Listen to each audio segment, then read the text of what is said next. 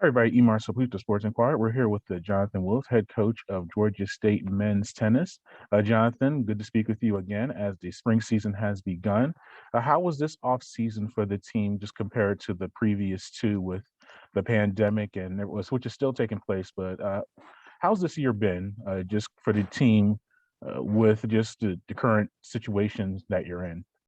Yeah, great. Yeah. So thanks for having me. First off, it's always good to be back to speak with you. And yeah, this past fall season was a little bit different. Of course, we had a fall season. The previous season we did not due to COVID. So the guys were really excited to be able to showcase how hard they were practicing over the fall with some good solid tournaments that we played. It was the first time in, I don't even remember how long, that we hosted a tournament at home at our home courts, which was really cool. We hosted Troy, Kennesaw, and Jacksonville State. And we put up some really good results, and won our flights, took care of business at home. And, that kind of gave the guys a little bit of confidence and belief going into the spring, that some of the hard work that we were putting in the fall was starting to pay off, and excited to be able to use that momentum, which so far in our first couple matches we've showcased some good stuff. So Yeah, and you start off the fall season with a close loss to Georgia Tech, an ACC program, but you rebounded with a nice win over Wofford. Before we get to specifics, just how did the team perform overall, and just how does it feel to be back on the court in a traditional spring season, having full flight, full roster, and just being able to be back on the court? yeah. I mean, the way I schedule, and most of the guys on the team already know, we have a lot of upperclassmen at the beginning of our seasons in January and February are always really tough. As far as our strength of schedule goes, we have good opportunities against some Power Fives, and it's I always tell my guys, we got to be really, really ready to try to sneak out a win and be able to play well against some of these schools, which we did. Against Georgia Tech, we unfortunately we were missing our number one player, Vaza, who's just getting off an injury and hopefully should be back by next month. But our guys really rallied around each other, and we have some pretty good depth on our team where other guys were able to step up in his absence. And, as you mentioned before, we were able to, rebound quite nicely against Wofford after a tough, Friday evening loss. So it was good to see.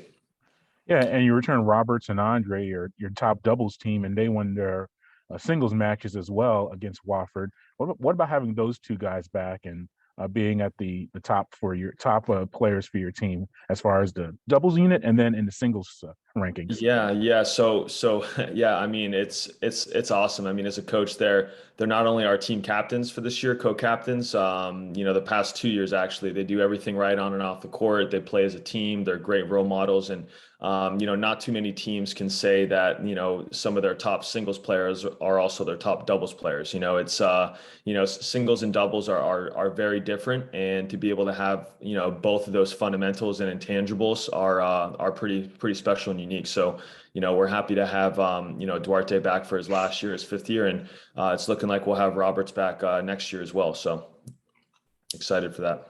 Yeah, and then Kevin is back for another season Yeah. for you. And your underclassman, I guess technically he is an underclassman. I guess he's a sophomore. But then you had some freshmen in Patrick and Edward.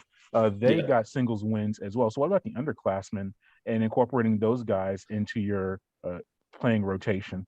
Yeah. So, it's great opportunities for those guys that are a little bit more towards the back of the lineup and don't quite have that experience. So when we do maybe have an injury or two, there's opportunities for those guys to step up, which we saw last weekend against Wofford, with Edward in his first match was able to, take care of business at line six and get his first ever win. And, I was super proud of him. I told him after the match, there's, not everyone at this level is able to step in their very first match and get the W, so I was proud of him. He's been putting in a lot of work in the weight room, getting fit and stronger. Half the battle is always staying healthy, at this level. And, the guys are doing their best to take care of their bodies. So. Yeah, and then even those guys, they didn't necessarily contribute to in the final score. I mean, I guess you had some winning points there, but how big was that for them to finish their matches, get that experience? And Yeah. even though I think the match was decided by the time their match finishes, looking at the the order Right. of the finishes, but they were still able to finish out the entire match. How big was that for them?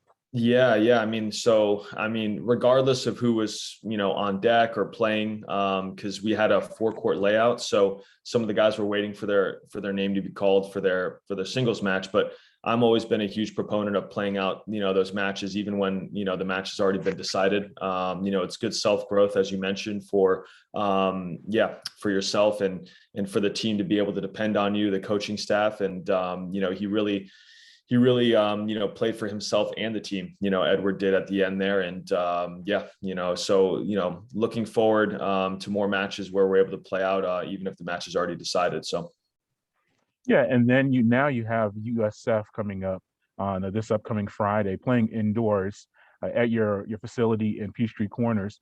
mhm. Who makes that decision? Do you decide that beforehand, looking at the weather report, or do you just decide that for the entire month of January and maybe even to February, we're just going to play indoors no matter what and acclimate yourself to being in that atmosphere? Yeah. So, the conversations start maybe, sometimes as early as, in the previous year where you want to return the trip or have someone to return the trip your way. And with USF, it kind of worked out well in the sense that they're playing UGA this weekend in the ITA kickoff indoors. So they were looking, they owed us a trip and they were looking for an indoor warm-up match. So, we're of course on the way to UGA and, it worked out really well. But in other cases, it's, the ITA, they have that 50-degree threshold where if a match for, it's like a 3-hour time frame, if it's under 50 degrees, then, you have the option to go indoors if both coaches, agree to it. So you're not required to, but if both coaches want to play it outside, you're able to. So in the past, sometimes it's been kind of a game time decision. But I like to get our guys kind of, in focus and ready about 48 hours in advance. So we know whether or not we're going to be going indoors or not. So. Yeah, and then lastly, what do you look to see this team accomplish during the non-conference portion of the schedule? Because you have 2 months of non-conference play before you face. Let's see, yeah, your first match in conference play doesn't come until all the way until March Mhm. 19th against Troy. So that's a lot of tennis to play before that time. What are you looking to see the team just get better at and improve at before you get to that part of the schedule?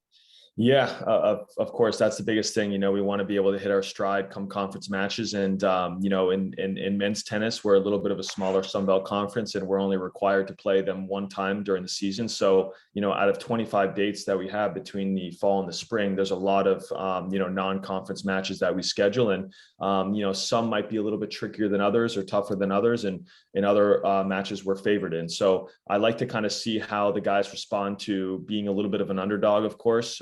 Or be able to defend home court like we did last weekend. So, we approach every match the same, give tons of respect to our opponents coming in, and we play as a team and a unit, and we're always ready to go. When those matches come our way. So, we're excited. We're learning. It's a learning process at the beginning of the season after every match, and we try to correct some of the things that we need to work on during the weekend practices leading up to our weekend matches usually. And we look to make an impact come our Sunbelt matches in March. Well, Jonathan, thank you for your time. We appreciate it, and we'll speak before conference play starts. But thank you for your time, and Of course. good Thanks, luck for Marcel. Have a good yeah, one. good luck for the next few matches. All Thank right. you. Take care. Bye-bye.